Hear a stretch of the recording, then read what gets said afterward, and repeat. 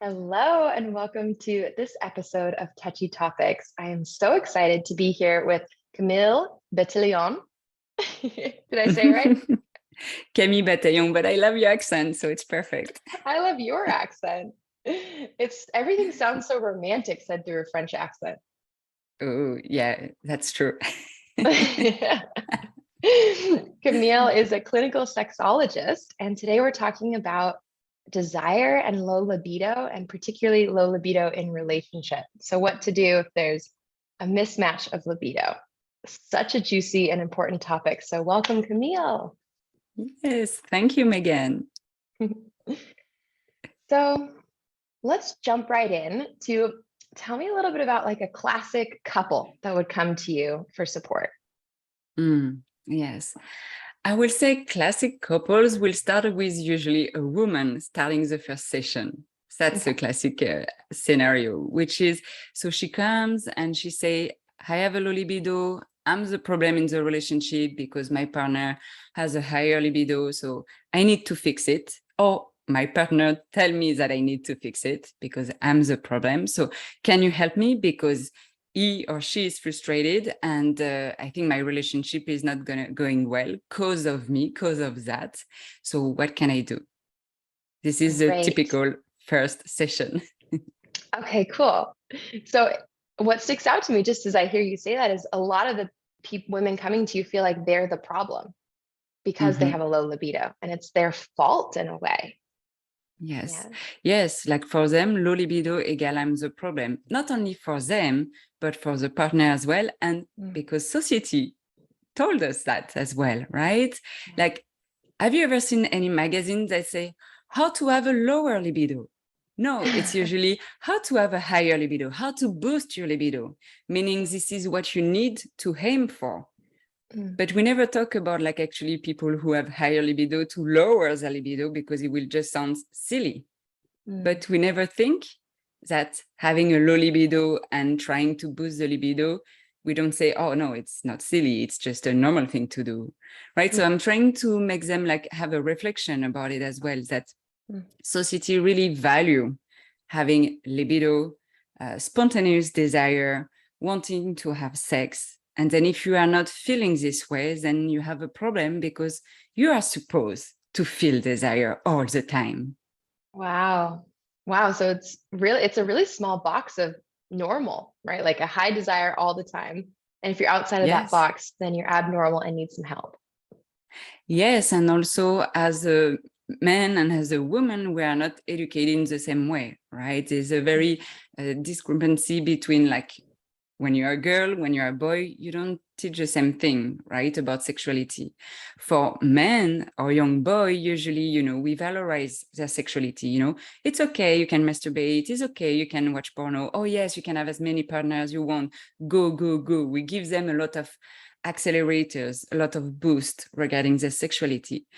While women or girls, we are saying, be careful, sex can be dangerous, you can be pregnant, don't masturbate, try to not have too many partners, don't be a slut. And we're putting a lot of brakes. And then, as a heterosexual couple, when you meet, you don't start with the same belief and with the same facility to go into sex.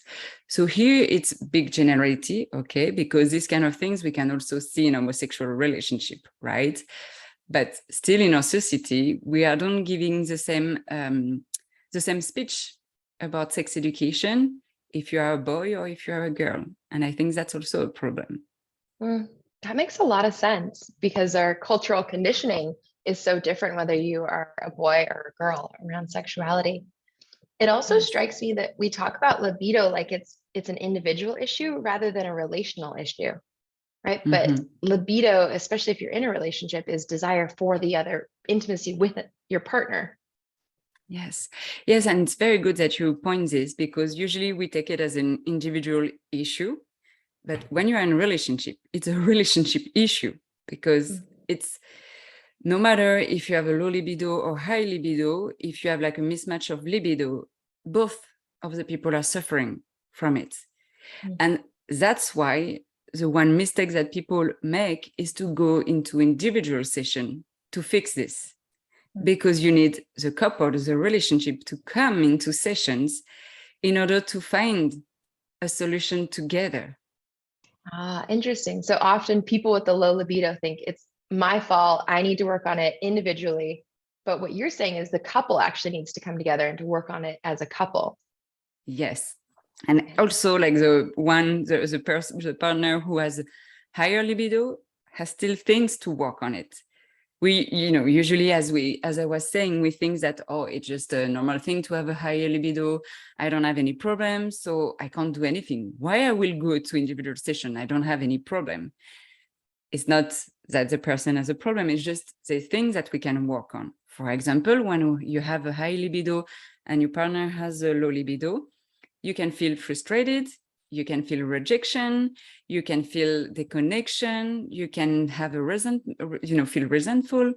And these kind of things and feelings and emotions, you can work on sessions, which gonna help as well, because the person who has a lower libido is usually said, wow, I feel pressured, or if I don't say yes, of course, he doesn't pressure me, but I know if I don't say yes, he's not going to be happy. Maybe for a few days, he's not really going to talk to me. He's not going to be nice. So I'm doing it.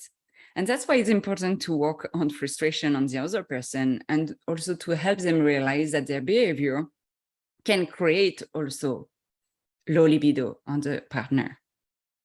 Ah, interesting. Tell me about that, because I can see a potentially vicious cycle. Yes. Is that what you noticed in your? Yeah. Yes. Usually they're stuck in a vicious circle. So there can be like many different types, because all the couples are different. One of the circle can be like, okay, for example, I don't want to have sex, or, and maybe, I don't want to have sex because the sex that we're having, it doesn't excite me anymore. Or I don't really like the way he touched me, but I can't say it. I can't say it because I don't feel like I can dare to say it, or maybe if I say it, he's not going to be happy, whatever reason, but I don't say it. So I keep it for myself. But then instead of communicating with that, I prefer to say no to any proposition. And when I say no, for the partner, is like, okay, she's saying no or he's saying no. I feel rejected. I'm feeling frustrated. I don't understand why he or she always say no. But me, what I want to is to feel connected, and I'm pressuring in some way, because I'm like, when will be the next time? Okay, if it's not now, can you tell me when? Oh, we have a special weekend with no kids. That means we're gonna have sex, right? Or when the weekend comes, like, like trying to touch, trying to do things, and then it just creates like, I don't want to have sex, and at the same time, the less she or he wants sex, I pressure, and then it's just both of them are suffering from this. And one of the common error, I will say, it's because they don't really communicate about it. Usually it's because it's hard to talk about sex, or it's very taboo, or it's very vulnerable also to say that, I would like a different type of sex. We've been doing this for decades, but actually this is not what I want anymore, or what I want. I want a different type of approach or initiative, or maybe a different rhythm. Maybe usually we do it in the evening. I'm tired. I have I'm tired of my day, of my kids. I just want to be in peace in the evening. So it might not be the right time in the day as well. So in sessions, we're really talking also not about sex, but also about when is a good time to do it during the day, and not necessarily in the evening. Yeah, that makes so much sense. I know with my partner, for example, we realized, especially with the baby, by nighttime, we're both so tired that if someone initiates, then it's like, oh, okay, all right. You have to like gear up for it. Whereas afternoons are like our sweet spot. Yes. So I think, yeah, I was just gonna say, so I think it was game changing for us to talk about like, what time of day do you like to make love? As well as what you're pointing to of like being more specific about what you like and what you want. And that so much of quote low libido is just wanting a different type of sexuality than the one that seems to be on the table. Amazing that you had this conversation. And what I ask usually is like, what part of the day you feel more energized? And when you feel more energized, might be a good time for sex, rather than, oh, in the evening, this is where I feel like low energy, I just want to go to bed. Yeah, so I understand you don't want to have sex. I mean, it will require so much effort from you. So totally understandable. And at the same time, in our society, most of the people who work during the day, right? We are lucky, you and I, because we can make our own agenda. But for a lot of people, it's not possible. So also understand that actually in the evening, at the end of the day, this is the only time that they can really meet. But this is not the perfect time actually to really meet. Yeah, it's true. And just to go back to that cycle you mentioned, I could really feel how painful that would be for a couple that's in there, both for the person that has the quote low libido and is feeling pressured and guilty, maybe, as well as the other person who has the higher libido feeling rejected or like their needs aren't getting met. Yes. Right. Yes. And also for the person who has the high libido, sometimes feel kind of like perverse. You know, it feels like since my partner has a low libido, I feel like I always want to have sex and I feel like I'm too much. I feel I'm asking too much and that my desire is just a horrible thing and I should be shamed for this. And in session, that's why it's important for me to have the person who has the high libido to also completely welcome the desire. My goal is not to reduce the libido because it would be silly. And it's like, it's okay, you know, to have the desire that you have and you shouldn't repress it neither. So that's why we need to work with a couple, because if I don't want one to repress the desire, what you do with the person who feel pressured with the desire of the other one? What do you So do? it's like, yes, but it's, you know, it's very complex. This is like the most, I think, complex things to work with couples, because you really feel like you have, I don't know, you jingle between, you know, like one person and the other one, and you try to find the balance. And sometimes, you know, you feel a bit losing the balance, but you really need to work with them little step by little steps as well. And for me, the first things is communication, right? Because we can't find solution if there's no communication. For me, if a couple doesn't have a communication when they can share vulnerable things, when they can be honest, you know, I would like this kind of things, or the way you touch me is not what I like, but I prefer this. You need to have this in order to find solution together. If you don't have a communication, couple can't find solution. That's simple as that, because by talking, communicating, sharing what they want, what they don't want, the way they want, at what time of the day they want, or which frequency, whatever, then they will find little by little, oh, what can work for us? Because there can be so many options. And most of the time people come also into sessions saying, we tried everything and we can't find, we try on our own for years. And now we are reaching a point that we're almost thinking about breaking up because we don't see any solutions anymore. So you are kind of our last chance, which is a lot of responsibility for the therapist, right? It is, yeah. So what do you it's do with a important. couple like that who's like, we've tried everything, this is our last chance? And I really feel too that a lot of couples break up over this and end Yes. up over sex. Yes. Well, first, what I want to say to couples is to not wait years before going into sessions, because yes, after years of frustration, rejection, resentment, etc., it's hard for sure.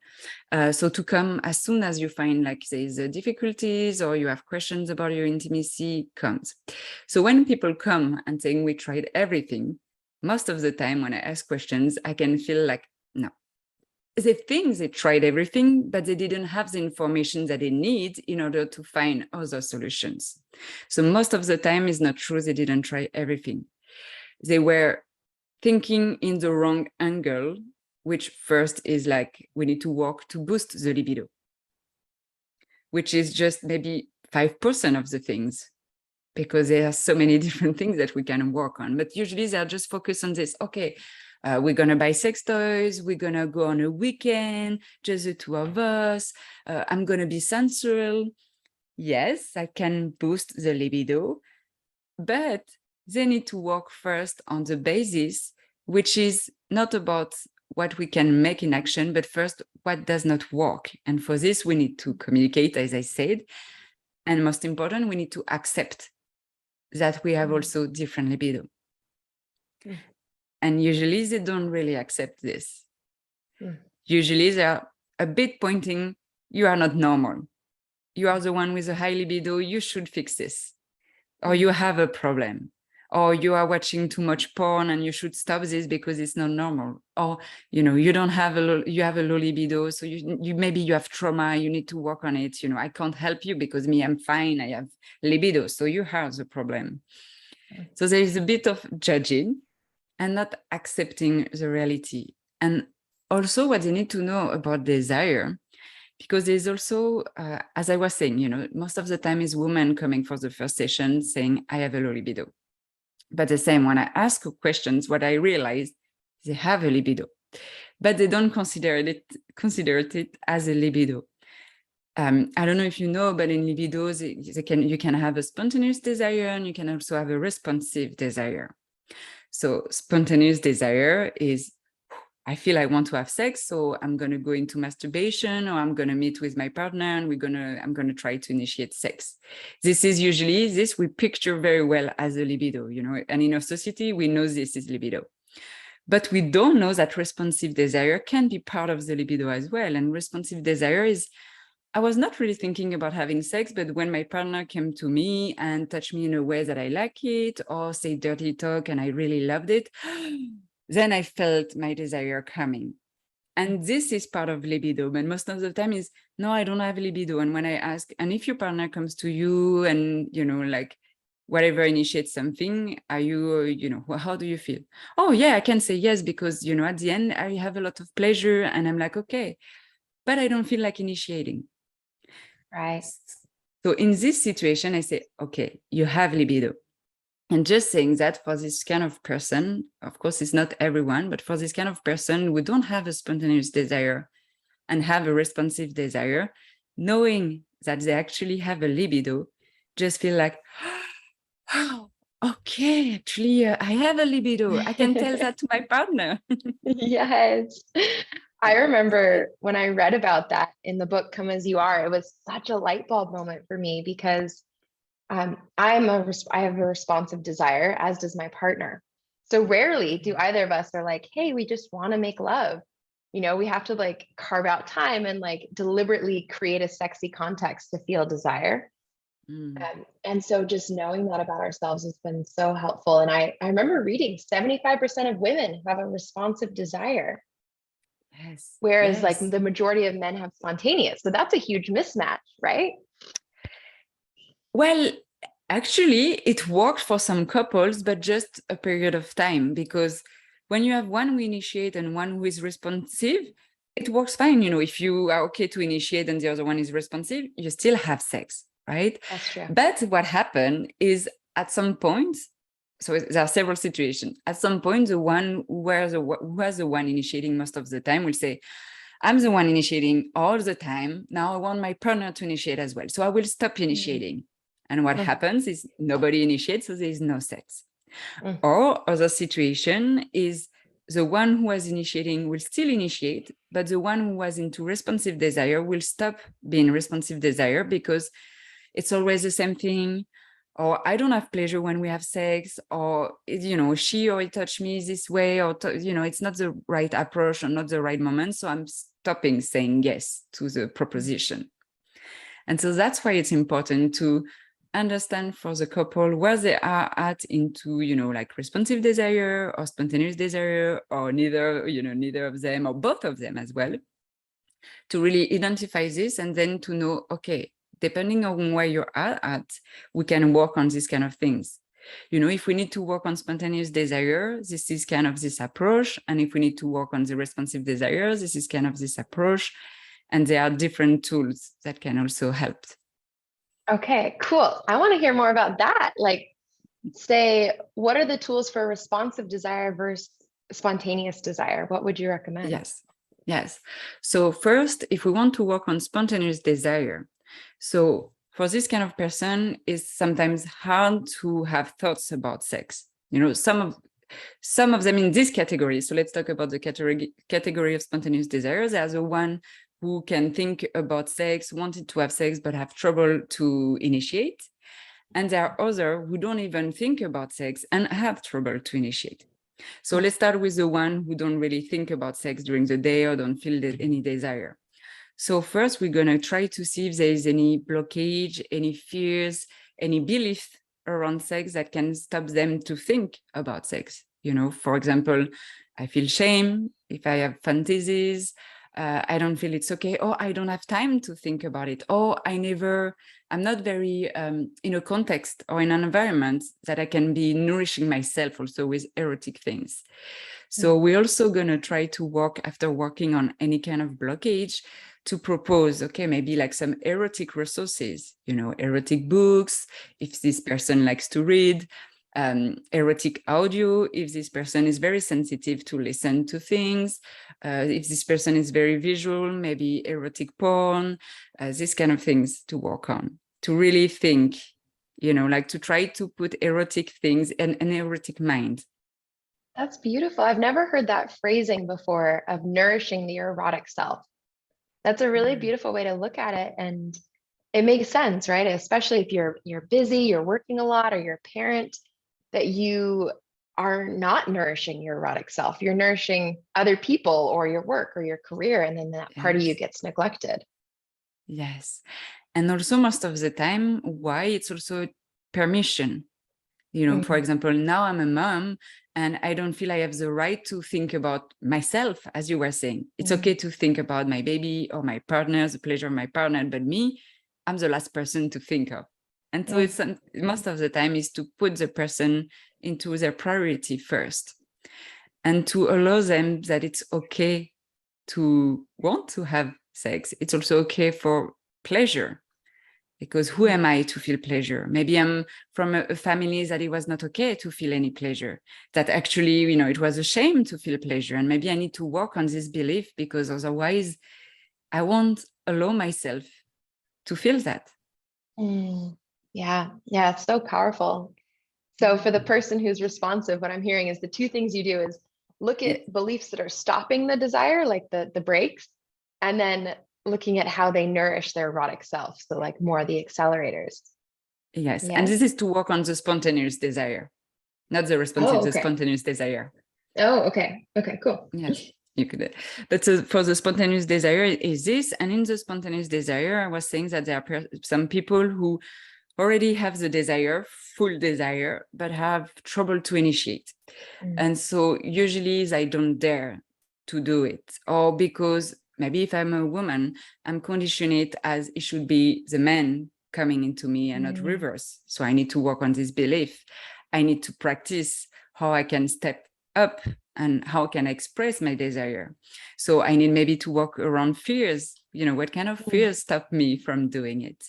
And if I am a man and I don't initiate because I feel like I don't want to look like a perverse, or I don't want to put any pressure, is like how I can also welcome my desire. How can I ask for consent in order I feel reassured in order to initiate as well?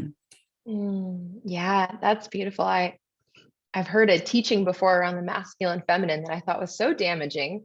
And they said it's not feminine to initiate sex. Like the feminine should just wait for him if you're really going to be, quote, in your feminine. And I just thought that's so disempowering for both people. I think it can be if it's only the only way. For me, I'm always into, you know, there's no problem to just let the other one also initiating. I think it can be, and actually, yeah, I will come to this, but I think, you know, it's good to have diversity. For me, I will feel like there's no problem as long like sometimes there's diversity and you can play different roles. And for example, I have this lesbian couple who came, and it's usually always the same person initiating and the other one just being into welcoming. And they were fine with that until now. But at the same time, it's hard for them to step up in a different kind of role. For example, for the person who were initiating most of the time, she would like her partner to initiate, but at the same time, it's hard for her to surrender. It's hard for her to, quote, do nothing. And it's not doing nothing, right? It's like to really being like, okay, I'm not in control, and I let the other one coming into me, and I'm going to feel in my body what it feels to receive something also. That's beautiful. Yeah, the agility to be in both roles, I'm hearing, is really important at different Agility, times. yes, yes, Yeah, to yes. be the And initiator and the receptive one. yes, and I feel like for a lot of couples who are stuck, usually is because they don't have this agility. They are stuck in some rigidity. And that's why there's they're completely stuck. So what I want to do in session is to bring back some movement. Let's bring some agility, let's bring some fluidity, let's go with the flow. But how to bring this flow when there are so many sometimes fears, beliefs, blockage, and we need to work on first. That makes sense. Absolutely. So what are the tools for the responsive desire? Yes, for the responsive desire, I could say maybe it's more easy to work on this. And actually, maybe it might depend. Actually, it really depends so for the responsive desire, usually this person, as I said, can have trouble to be into receiving, can have trouble also to let go, to surrender to what the other one is proposing. And when I say proposing, of course, there's consent, right? But so there's this kind of situation, but this is not the majority. For the majority of the people that I see who have trouble to be in responsive desire, and they might have been before in responsive desire, but not anymore, is usually, it's always the same thing. And I would like to change, or I would like to tell that I would like a different kind of sexuality, but I don't dare really to say it, or it's not the right moment, or etc. So we need to work also on the causes. What makes you stop from being responsive? So most of the time is this, and if it's this, the first step is communication, because actually there's like as I was saying, they don't dare to say what's really happening. So communication then is, okay, what kind of sex I want? Because they know that they don't want this kind of sex, but sometimes they don't really know, oh yes, what do I want? Because before I was more into this responsive desire, but I was not into proactive. I was not trying to think about what do I want. I was just saying yes to the proposition. So here's more like taking back also your control, being more conscious about or aware about, the way I like to be touched, the way I want to be approached, in which context, what is important for me to feel comfortable, what do I want to try? Maybe I want to have a different position, this kind of things. Yeah, it makes sense. I'm hearing that there's really skills on both sides. So the initiator is like, when do you initiate? How do you initiate? How to approach your partner? And the person who's responding, it's like how to communicate what you want so that your partner can be successful in their initiation, Yes. right? And communicate your desire. Yes. And sometimes also why they are stuck couples, because the one who initiates is like, but guide me, tell me, I need to know, or I need to know in order to initiate as well. And for the other person is like, it's hard for me to know, I don't know, or you should know for me. And so they are stuck. So most of the time is also, we can work on both, which is the one who doesn't know what she or he wants can work first on this as well, can work on the belief that actually no, your partner can't guess for you, you need to speak up for yourself. And for the person who initiating for a guidance is like sometimes the reassuring, like the confidence. Because most of the time what I see is they are maybe not too much confident about what they should do or how to do it. And so they want some reassurance from their partner. So it's confidence, is speaking up. And when we work on these two things, there are other things that also after can be worked on, but it's usually helped a lot. Interesting. And it's interesting you brought up confidence, because I don't usually associate initiating with like lower confidence, but I imagine if you've been rejected repeatedly, most of us didn't grow up learning, how do you seduce your partner? How do you turn someone on? That there can be a real confidence gap there. Confidence, and also, and we are human, usually we like to have one recipe, when we find one recipe that works, we keep this one and we always doing this one. And so for the person who initiating, usually is like, but the way I was approaching you was working before. And, still doing the same approach. And this is an error as well, but sometimes it's not completely their fault, right? It's, as I said, it's co-responsibility, right? Sometimes it can be because they don't hear what the partner is saying and they don't integrate and they're still initiating the same way. Or sometimes it's also because the other person is not guiding neither or telling what she or he wants really. Yeah, and that's why we see sense. it's really co-responsibility. The two have to work on different things in order to find solution together. Yeah, co-responsibility. So powerful, I think, to look at libido like a relational challenge versus an individual one. Yes. And just to make this a little more personal, it's you and I are both parents, right? How has your understanding of libido shifted through becoming a parent? What changes do you notice in that? Yes. What changed for me? So me, I'm more into, I have both. I have spontaneous and responsive desire. But after being a mom, I think I was kind of the person saying, I don't want to be the one initiating most of the time. And I would like my partner to initiate as well. And so I kind of stopped initiating. But then what happened, and I knew it because I'm a sexologist, but I'm still, as a sexologist, we still fall into this trap, right? So I stopped initiating and then I felt like nothing is happening, or I was losing my libido because I stopped doing something that actually drives my libido, which was initiating, doing the things I like, the things I want. So, and then by stopping, it kind of like stop also the movement. And as I know, and as I said also to the couple, when we're into libido, it's kind of easy. We're in the flow. And then something happened and it just put a stop. And then after, it's super hard to get back to it. You feel like true. I'm lazy. Oh, it requires too much effort. I will be better watching TV. We're just human. We are kind of lazy. So the first thing is really to be aware of this and to be honest with yourself as well. Okay, if I really want to have a different kind of sex, what I am willing to do and not waiting for the other one, or she or he should do something. No, I should take responsibility from my behavior and what I can act on and be honest with myself as well. Yeah. Yeah, it's so interesting. I say sexuality is like inertia. The rule, an object in motion stays in motion, but an object at rest stays at rest. And I find that with our clients and with myself is like when we're consistently making love, it's like way easier. You're in the flow of it. But if we stop for, a little bit, then it's like, okay, let's get back on that horse.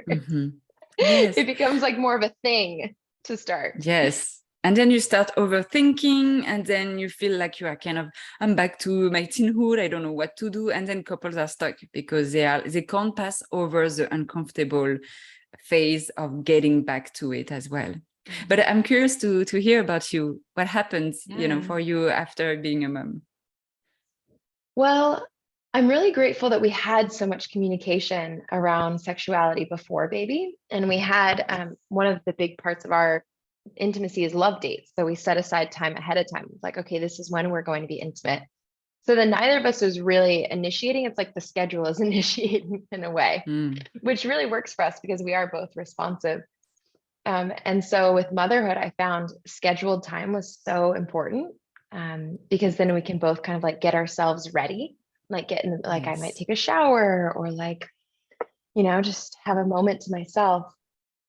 I did find I had a lot less to give to my partner, especially in early motherhood. Like I really needed to receive more in terms of pleasure and attention.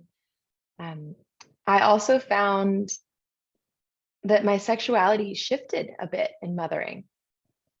Like, how? Yeah, like the types of sexuality I wanted was different. I became kinkier actually after being a mom. Yes, and we don't talk about this. Yeah, did you too? Yes, I feel like, I want like, now it's more like, I want to, I feel like a urge to live, to feel more. Yeah, a huge urge to feel more, right? Yeah, agreed. And I think too, it's like time feels so precious now when I could before kind of like spread it out. And I'm like, okay, now we've got, 30 minutes. Let's Yes. do something. And I think also the kinky part of me is like, I see sex as play a lot. And like it's a Yes. chance for us to explore and play and like try new things. And so that became even more important to me in motherhood, is like that it was new, and not just the same things again and again. Yeah.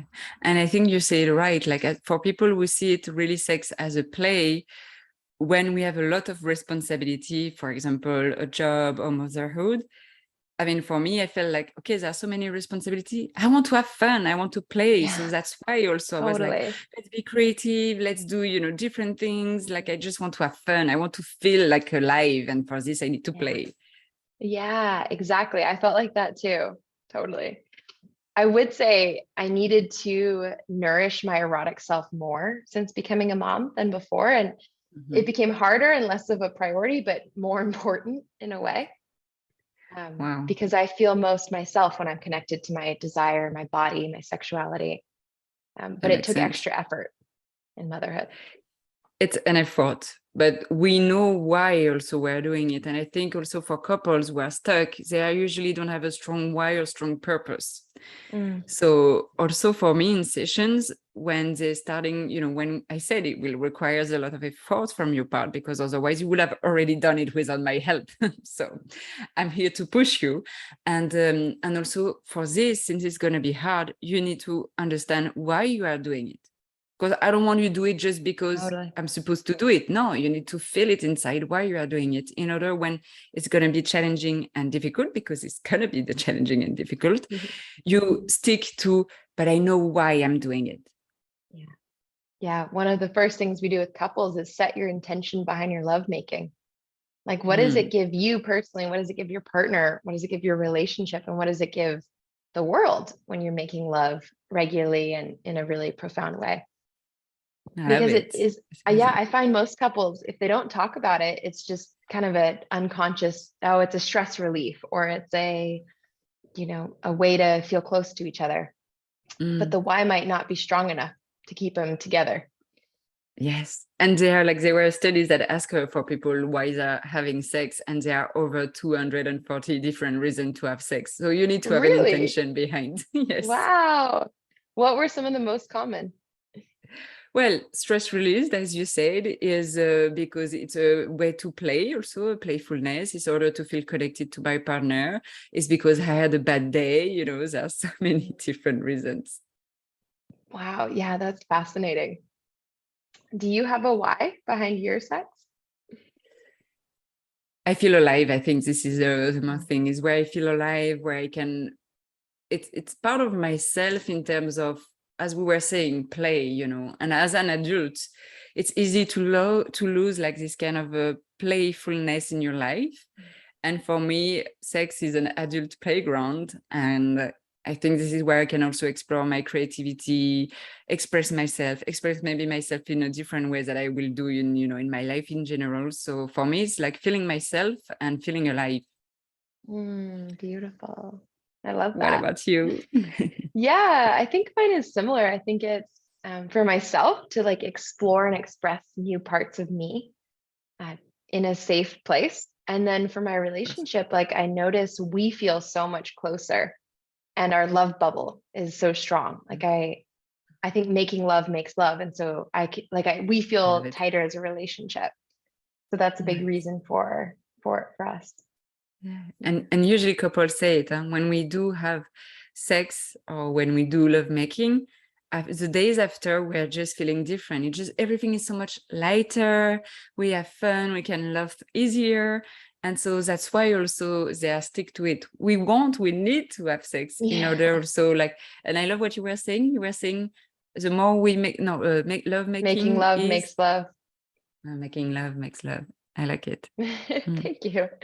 That little phrase just came to me. We were on a tantra retreat after having a Nice. baby and we were doing daily love making exercises. Mm. And I was like, oh my gosh, I feel more in love with you than I have in so long. I was like, oh, it's because we're having really amazing sex, and making love makes love. So Yes, yes, totally. yeah, Wow. Well, this was amazing. I mean, we covered so much around libido, and I think this episode will be really helpful for anyone who's feeling challenged by libido, whether they're on the higher side or the lower side, and how to come into connection around libido in their relationship. Mm, I like to end my episodes with a question that you want to leave okay. people, or like a question you want people to chew on and ponder after the episode. What would it be Mm. for this topic?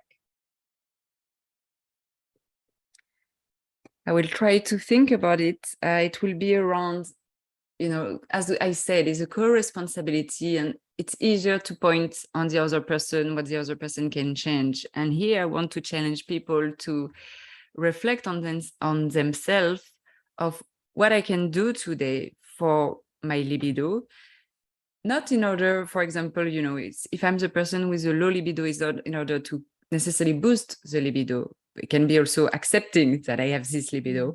But what is the one thing I can do today for my libido? And it can be accepting my libido. It can be taking care of my libido, and taking care could be, setting boundaries, or it can be, okay, I will go into masturbation. It can be so many different things, but what are the one little things I can do my libido in order to taking care of it? Beautiful. And nourishing their erotic self. That's Yes, a little please. phrase I'm taking from this. I'm like, oh, that's such a great idea. Nice. Awesome. Well, thank you so much for this interview. I so appreciate it. I'm going to is Instagram the best way for people to find you? Yes, Instagram, LinkedIn, or the podcast as well. I have some episodes, most of the episodes are in French, but there are also some episodes in English with yours as well. Great. Cool. So I'll put the link to your Instagram, your podcast, and your website on the show notes. So check it out if you want to learn more and get support around your libido or sexuality. Yeah, it's a great resource to have. Thank you. Thank you, Thank Megan. you.